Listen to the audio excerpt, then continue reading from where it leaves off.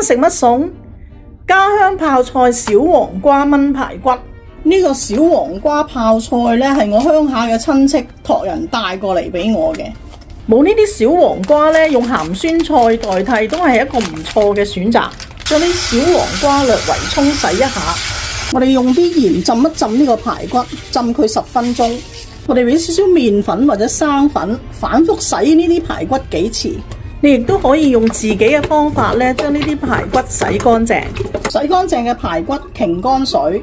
我哋先白鑊將呢啲小黃瓜咧炒乾水，我哋煎一煎呢啲排骨，落我哋嘅薑同埋蒜頭爆一爆佢，爆香之後我哋加1小粒嘅冰糖，1湯匙嘅生抽，加入熱水，1/4茶匙嘅鹽，1個茶匙嘅老抽，俾少少顏色佢，轉去小火燜佢40分鐘，加翻我哋炒過嘅泡菜小黃瓜落去，再煮多佢5分鐘。